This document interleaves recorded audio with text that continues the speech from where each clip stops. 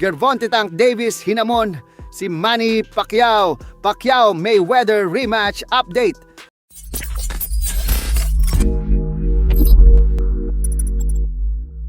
So nagbigay po ng update ang CEO ng MP Promotion na si Jas Matur tungkol sa rematch ni Manny Pacquiao laban sa Floyd Mayweather Jr.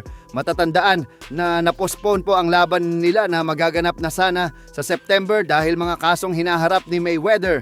Pero bagamat napostpone po yung laban, kinumpirma ni Jas Matur na tuloy pa rin umano ang bigating rematch ng dalawa at magaganap na daw yan sa susunod na taon sa buwan ng January.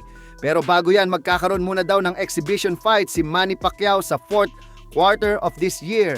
Pero wala pa pong pangalan na nabanggit si Jas Matur kung sino yung makakalaban ni Manny Pacquiao sa exhibition. No?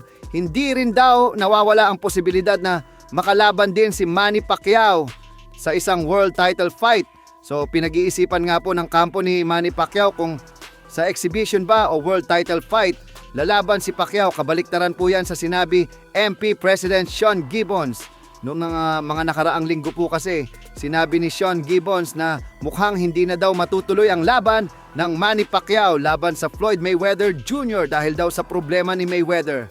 At mukhang ang gusto daw talaga na Mayweather isang exhibition fight lang. At ayaw daw nito lumaban sa tunay na laban.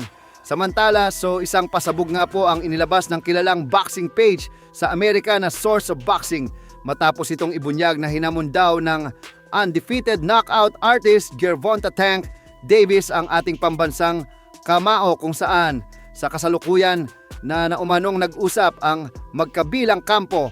Kung atin pong matatandaan ay nitong nakalipas na linggo lamang ay isa ang pangalan ni Davis sa mga binanggit ni Sean Gibbons na tinitingnan nilang posibleng sunod na makalaban ni Pacquiao. Pero ayon naman sa The Ring Magazine ay hindi daw available lumaban si Davis hanggang sa susunod na taon nang dahil sa mga hinaharap nitong kaso sa labas ng boxing. Habang ang CEO naman, ang MP Promotions na si Jas Matur ay sinabi naman na exhibition fight lang daw ang pinaplano nilang laban para kay Pacquiao bago magtapos ang taon na ito. Pang warm up lang sa Mayweather rematch. Mukhang nilalakad na po nila ang laban ni Manny Pacquiao ngayong taon na ito. Sinabi ni Sean Gibbons sa isang komento, "We can find out, champ is ready."